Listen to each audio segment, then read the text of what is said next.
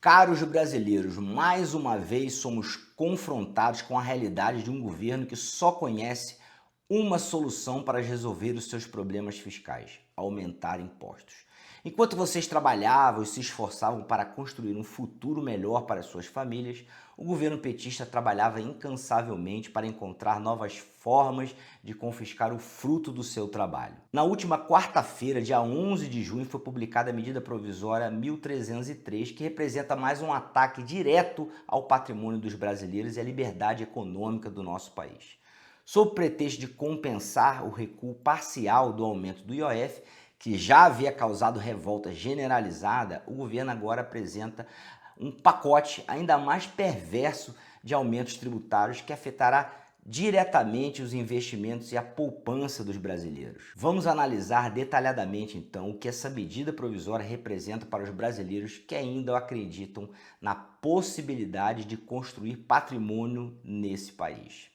Fim da isenção de LCIs e LCAs.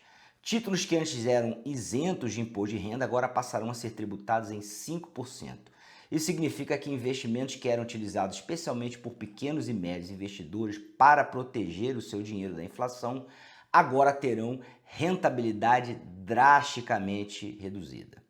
Unificação das alíquotas de renda fixa em 17,5%. O governo eliminou a tabela regressiva que incentivava investimentos de longo prazo, estabelecendo uma alíquota única de 17,5% para CDBs, Tesouro Direto, debêntures de fundos de renda fixa. Na prática, isso representa um aumento de impostos para a maioria dos investidores que antes pagavam 15% quando mantinham seus investimentos por mais de 2 anos. Tributação de criptomoedas. A isenção de 35 mil mensais em vendas de criptomoedas foi completamente eliminada e agora qualquer operação será tributada em 17,5%. Isso demonstra o desespero arrecadatório de um governo que não hesita em atacar até mesmo os investimentos mais inovadores. Aumento da tributação de juros sobre o capital próprio.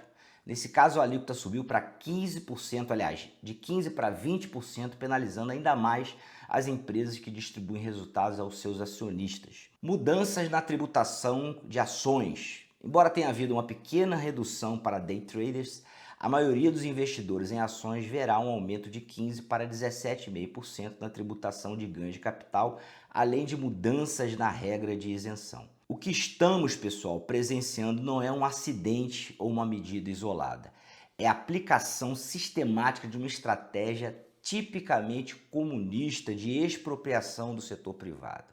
O objetivo é claro: enfraquecer a capacidade de acumulação de capital dos brasileiros, tornando-os cada vez mais dependentes do Estado. Essa é a cartilha marxista sendo aplicada em tempo real. Primeiro você aumenta sistematicamente os gastos públicos, criando uma máquina estatal cada vez maior e mais voraz. Depois, quando as contas não fecham, você não corta gastos. Isso seria admitir que o modelo está errado. Em vez disso, você aumenta impostos, confiscando recursos do setor produtivo para alimentar a máquina burocrática. O resultado é sempre o mesmo. O Estado cresce, a economia privada encolhe e a população fica cada vez mais pobre e dependente. É exatamente o que vimos na Venezuela, onde 95% da população está abaixo da linha de pobreza. É o que vimos na Argentina, onde metade da população vive na miséria, e é o caminho que o Brasil está trilhando sob este governo. Não se engane, pessoal, isso não é incompetência. É um projeto deliberado de poder. Um Estado forte e uma população fraca é a receita perfeita para a perpetuação no poder. Quando não há classe média, não há oposição efetiva. Quando todos dependem do governo para sobreviver, todos votam no governo para continuar sobrevivendo. O cinismo de Haddad de dizer que quem mora em cobertura é que vai pagar a conta só demonstra isso. Uma das declarações mais cínicas e demagógicas dessa semana veio do próprio ministro Fernando Haddad, que afirmou que essas medidas afetam apenas quem mora em cobertura e que é uma questão de justiça fiscal. Haddad, que já escreveu um livro em comemoração ao Manifesto Comunista, usa essa retórica populista para tentar justificar o injustificável. A realidade é completamente diferente. Essas medidas afetam todo brasileiro que tem a audácia de tentar poupar e investir para o futuro. Afetam o trabalhador que guarda R$ 500 por mês e uma LCI para comprar a casa própria. afetam o aposentado que investe em CDBs para complementar a sua renda, afetam o jovem que compra algumas ações para construir patrimônio ao longo da sua vida. Quando Haddad fala em morador de cobertura, ele está deliberadamente mentindo para a população. Está criando um inimigo imaginário para justificar o confisco generalizado. É a velha tática da luta de classes: dividir para conquistar. Criar ódio entre os brasileiros que não percebam quem é o verdadeiro vilão da história. A verdade é que quem realmente mora em cobertura tem assessores financeiros sofisticados, estruturas offshore e mecanismos legais para proteger o seu patrimônio. Quem vai pagar a conta é exatamente a classe média trabalhadora, aqueles que não têm como se proteger dessas investidas do governo. As consequências dessas medidas para a economia brasileira são devastadoras. O Brasil já vive uma situação dramática no mercado de capitais. Se olharmos para a Bolsa Brasileira em dólares, veremos que o país já está enfrentando uma segunda década perdida. O Ibovespa, quando convertido para dólares, está praticamente no mesmo patamar de 20 anos atrás. Agora, com esse novo pacote de aumentos tributários, o governo está mandando um recado claro para investidores nacionais e internacionais. O Brasil não é um país sério para investimentos. Estamos criando um ambiente cada vez mais hostil ao capital e cada vez mais punitivo para quem ousa empreender e investir. Os investidores estrangeiros que já vinham reduzindo a sua exposição ao Brasil agora têm mais um motivo para acelerar essa fuga. Por que investir em um país que muda as regras do jogo a cada dificuldade fiscal? Por que apostar em uma economia onde o governo trata o setor privado como inimigo a ser derrotado?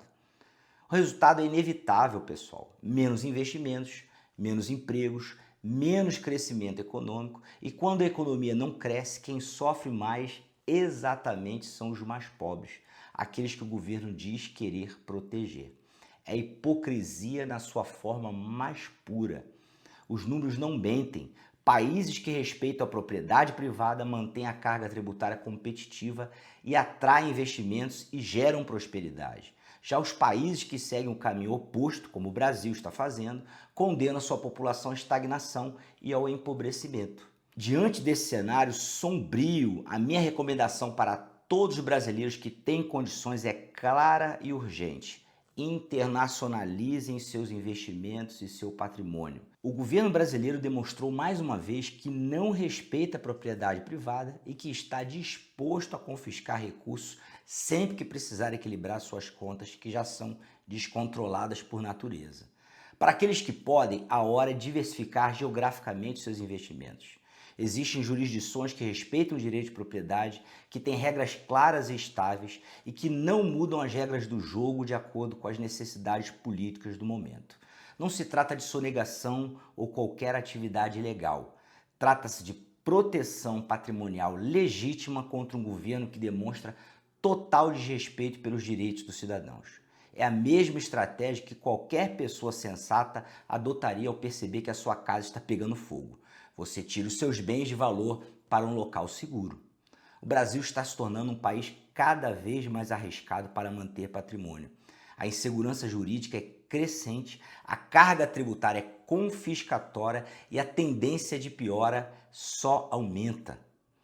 Quem pode se proteger deve se proteger. Quem não pode, infelizmente, será mais uma vez vítima desse processo de poder que está destruindo o país. Esta não é uma decisão fácil, mas é uma decisão necessária. O governo está forçando os brasileiros a escolher entre proteger o seu patrimônio ou vê-lo ser confiscado aos poucos. A escolha é óbvia para qualquer pessoa racional. O que mais me revolta nessa situação é a total recusa do governo em considerar a única solução real para o problema fiscal brasileiro: cortar gastos. Em vez de reduzir o tamanho do Estado, em vez de eliminar privilégios da máquina pública, em vez de acabar com os programas eleitoreiros e assistencialistas que servem apenas para comprar votos, o governo prefere aumentar impostos. Por quê? Porque cortar gastos significaria reduzir o poder do Estado e isso vai contra o projeto político desse governo. Cada real gasto pelo governo é um real de poder. Cada funcionário público a mais é um voto garantido. Cada programa assistencialista é uma forma de controle social. O governo não quer resolver o problema fiscal. O governo quer manter e expandir o seu projeto de poder e para isso precisa de recursos. Se esses recursos vêm do confisco da propriedade privada, tanto melhor, porque isso enfraquece a oposição e fortalece a dependência da população em relação ao Estado. Vejam os números. O Brasil bate recorde após recorde de arrecadação, mas os gastos crescem ainda mais. Não é um problema de receita, é um problema de despesa descontrolada. Mas admitir isso seria admitir que o modelo está errado e isso jamais será feito por um governo ideologicamente comprometido com o crescimento do Estado.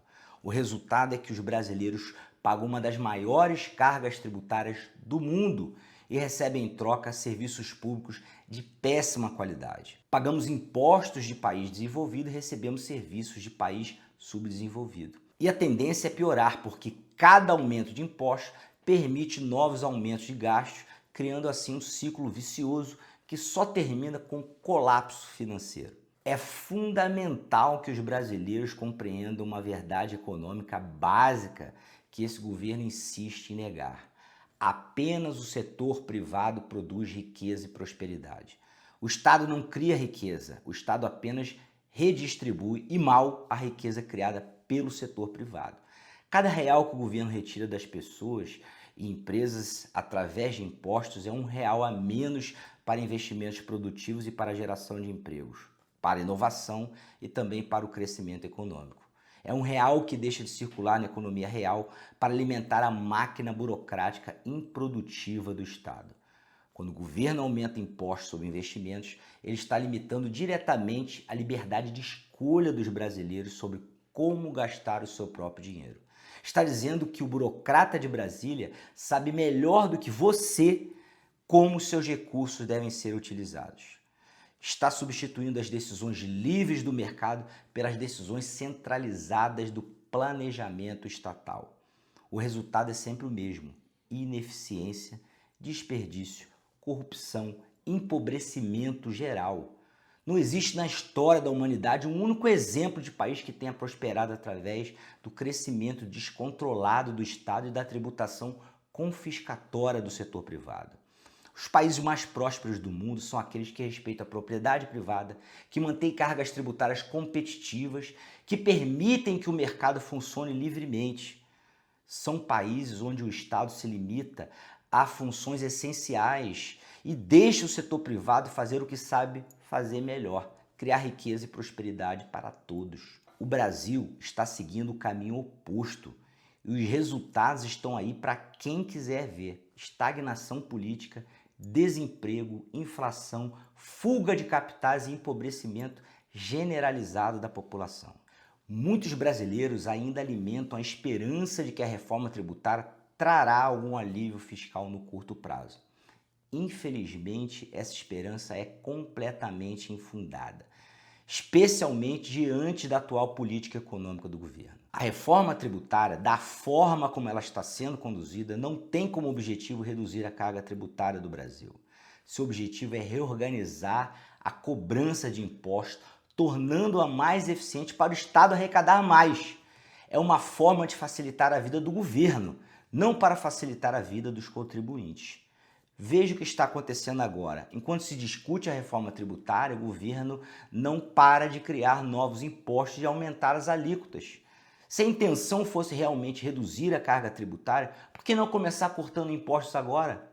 Por que não dar um sinal claro de que o objetivo é aliviar o peso sobre os contribuintes?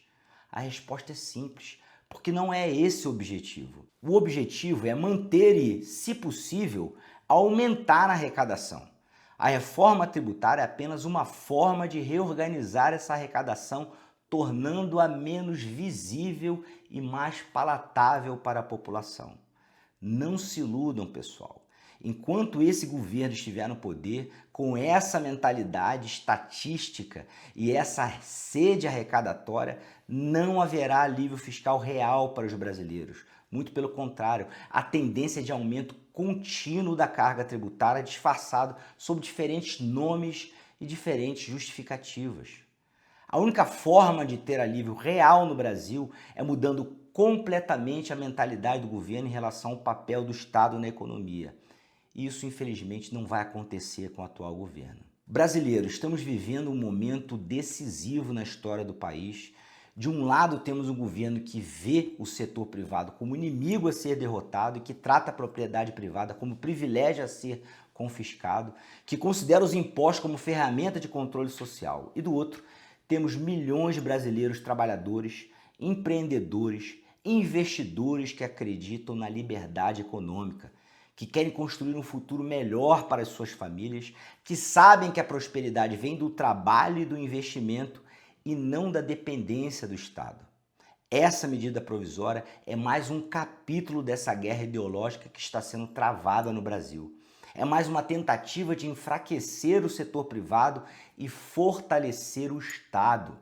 É mais um passo na direção da venezuelização do nosso país. Mas ainda há tempo de resistir. Ainda há tempo de mostrar que os brasileiros não aceitarão passivamente a destruição de sua economia e de sua liberdade. A resistência pode ser feita de várias formas, através do voto, através da pressão sobre o Congresso para barrar essa MP, através da proteção do patrimônio pessoal, através da educação financeira e da política. O importante é não se conformar, não aceitar que isso seja normal, não acreditar na propaganda governamental de que esses aumentos de impostos são necessários ou justos. Eles não são necessários, são uma escolha política. Eles não são justos, são confisco puro e simples. O futuro do Brasil está em jogo, a escolha é nossa. Aceitar a venezuelização ou lutar pela liberdade econômica. Aceitar o empobrecimento ou lutar pela prosperidade. Aceitar a dependência do Estado ou lutar pela independência individual. A hora é agora. A escolha é nossa. O futuro dos nossos filhos depende das decisões que tomamos hoje. Não deixem que destruam o Brasil. Não deixem que confisquem os seus sonhos.